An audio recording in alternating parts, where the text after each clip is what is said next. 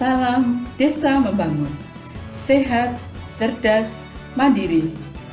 Sahabat Desa Mandiri Channel, kali ini kita akan membahas tentang perencanaan pembangunan. Sahabat Desa Mandiri Channel, pengertian perencanaan pada umumnya adalah suatu proses penentuan hal-hal yang akan dicapai atau tujuan di masa yang akan datang, serta menentukan berbagai tahapan yang diperlukan untuk mencapai tujuan tersebut. Perencanaan pembangunan di desa ada 3, yaitu RPJMDes, RKPdes, dan APBdes. RPJMDes adalah rencana kegiatan pembangunan desa untuk jangka waktu 6 tahun atau selama masa jabatan kepala desa terpilih. Sedang RKPdes adalah rencana kegiatan pembangunan desa, merupakan rencana pembangunan tahunan desa penjabaran dari RPJMDes untuk jangka waktu 1 tahun. Sedangkan APBdes atau anggaran pendapatan dan belanja desa merupakan rencana tahunan keuangan desa. Sahabat Desa Mandiri Channel, RPJMDes dan RKPdes merupakan satu-satunya dokumen perencanaan pembangunan di desa. RKPdes penjabaran RPJMDes untuk jangka waktu 1 tahun dan ditetapkan dengan peraturan desa. Sedang APBdes merupakan rencana tahunan keuangan desa sesuai dengan RKPdes. RPJMDes berisi antara lain visi dan misi kepala desa terpilih. Visi adalah tujuan yang ingin dicapai, sedangkan misi adalah berbagai tahapan yang diperlukan untuk mencapai tujuan tersebut. RPJMDes selambat-lambatnya tersusun 3 bulan setelah pelantikan kepala desa terpilih. RPJMDes selain memuat visi dan misi kepala desa terpilih, juga memuat arah kebijakan desa. Rencana kegiatannya meliputi penyelenggaraan pemerintahan desa, pelaksanaan pembangunan desa, pembinaan kemasyarakatan, pemberdayaan masyarakat, dan penanggulangan bencana, keadaan darurat, dan keadaan mendesak. Rencana kegiatan tersebut mengacu pada kewenangan desa. Sahabat Desa Mandiri Channel, perencanaan di desa diawali dengan temu kenali masalah di seluruh pelosok desamu. Caranya, tim yang sudah terbentuk di desa melakukan penjaringan di seluruh padukuan yang ada di wilayah desa. Dalam penjaringan diharapkan tim desa dapat menemukan antara lain masalah penduduk. Jumlah penduduk bisa menjadi ancaman atau menjadi peluang. Jika penduduk berkualitas, maka akan menjadi peluang bagi desa. Tetapi sebaliknya, apabila penduduk tidak berkualitas, maka akan menjadi ancaman bagi desa. Terkait jumlah penduduk, desa perlu mengendalikan dengan pelaksanaan kegiatan keluarga berencana. Solusi selanjutnya, apabila penduduk perlu ditingkatkan kualitasnya, maka kegiatan di desa diupayakan untuk peningkatan kualitas. Solusinya bisa melakukan berbagai macam pelatihan-pelatihan. Masalah selanjutnya adalah masalah sosial. Masalah sosial ini di wilayah pelosok desa atau di padukuhan biasanya sampah masih menjadi masalah baik dalam pengelolaannya maupun solusi terhadap sampah tersebut. Kemudian masalah yang lainnya terkait gotong royong, partisipasi masyarakat. Untuk itu solusinya perkuat kelembagaan di padukuhan sampai di tingkat desa. Bentuk kelompok-kelompok pemberdayaan. Masalah kesehatan. Masalah kesehatan di padukuhan sering dijumpai adanya penyakit menular seperti demam berdarah ataupun karena penularan virus COVID-19. Solusinya, buat lingkungan bersih dan sehat, gerakan masyarakat berperilaku hidup bersih dan sehat atau PHBS. Masalah kepadatan penduduk ini, tim desa harusnya cermat, bisa melihat kantong-kantong kepadatan penduduk. Nah, di wilayah dusun yang termasuk kategori padat penduduk diharapkan dapat ditemukan kemiskinan tercatat, terupdate. Di wilayah tersebut biasanya angka kriminalnya tinggi, pemukimannya kumuh, sanitasi dan higiennya sangat minim dan berdampak pada rentan di bidang kesehatan, sosial maupun ekonomi.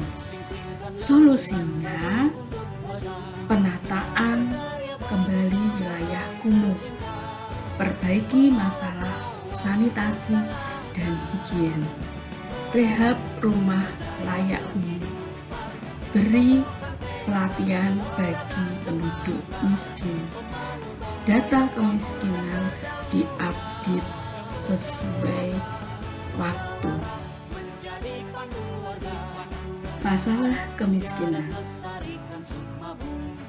Kemiskinan ini ditandai dengan banyaknya pengangguran di wilayah. Penduduk tidak produktif, bekerja hanya paruh waktu. Solusinya, tingkatkan keterampilan supaya dapat mengakses peluang pekerjaan di wilayah. Masalah ekonomi. Masalah ekonomi ini muncul karena adanya ketidakmampuan penduduk dalam mengakses kegiatan ekonomi di wilayah.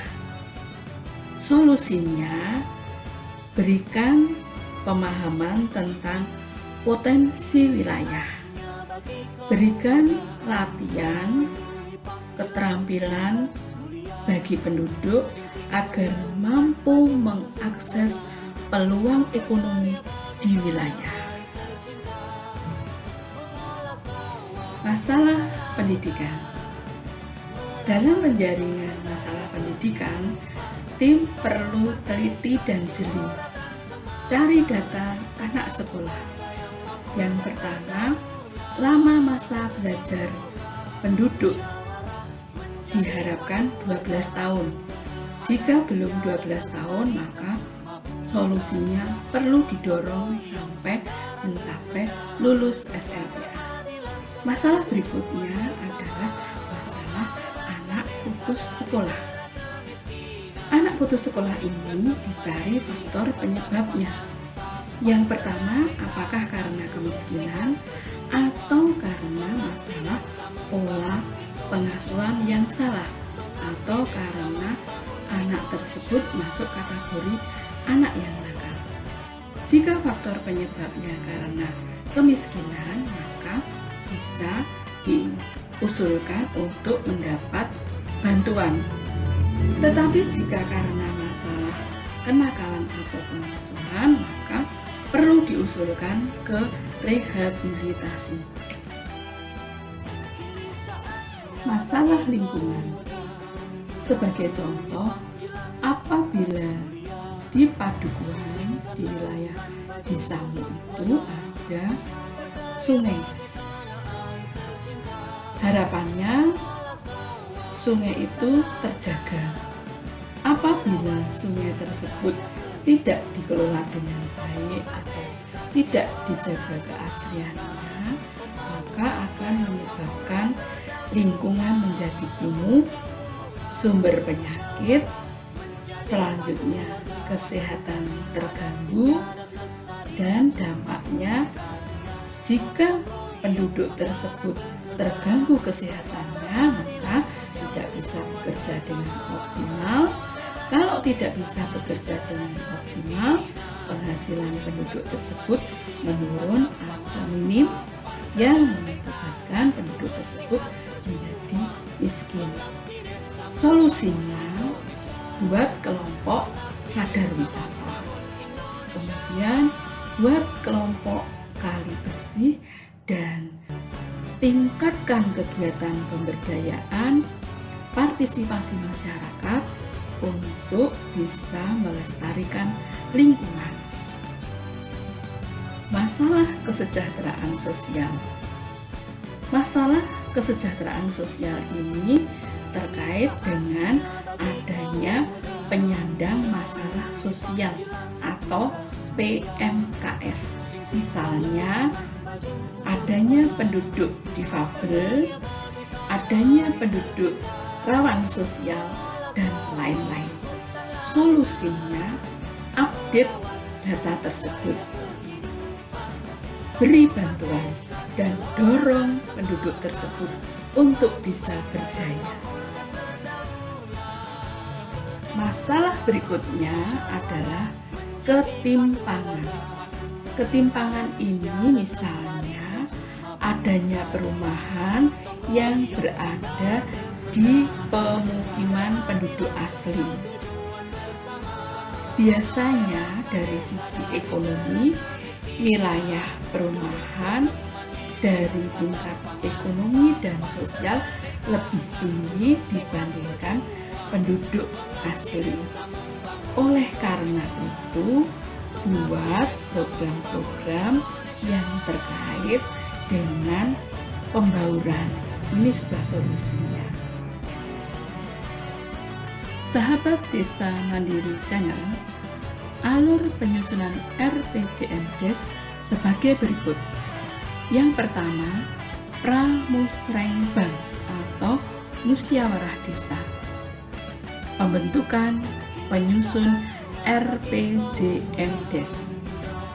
Selanjutnya, setelah tersusun tim, maka dilakukan penyelarasan arah kebijakan perencanaan pembangunan kabupaten. Selanjutnya dilakukan pengkajian keadaan, penyusunan rencana usulan kegiatan pembangunan desa, kemudian dilakukan penyusunan laporan dan penyusunan rancangan dokumen RPJMDes. Selanjutnya dilakukan musyawarah pembahasan rancangan RPJMDes oleh BPD. Kemudian dilakukan penyempurnaan rancangan RPJMDes oleh tim penyusun RPJMDes dan penyusun rancangan Perdes RPJMDes oleh BPD. Selanjutnya dilakukan musrengbang oleh kepala desa yang hasilnya penetapan rancangan RPJMDes dan penetapan Perdes RPJMDes. Tim penyusun RPJMDes minimal terdiri dari 7 orang dan maksimal 11 orang.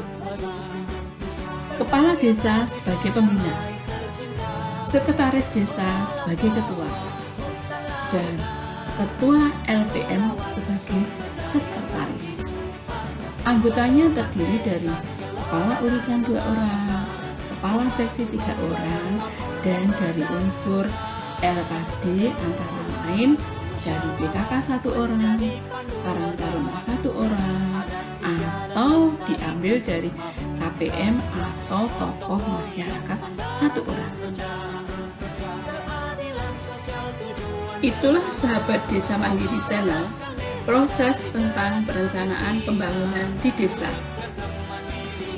Jadilah agen pembangunan di desa. Libatkan dirimu dalam perencanaan di desa. Caranya gabung, aktif, dan berperan dalam lembaga kemasyarakatan desa atau LKD, seperti menjadi Karang Taruna, PKK, LPM, Posyandu, Satlinmas, RT, dan RW. Jika sahabat memiliki pertanyaan, silahkan komen di channel kami. Dan jangan lupa like, subscribe, dan share untuk mengetahui perkembangan channel kami. Salam Desa Membangun, sehat, cerdas, mandiri.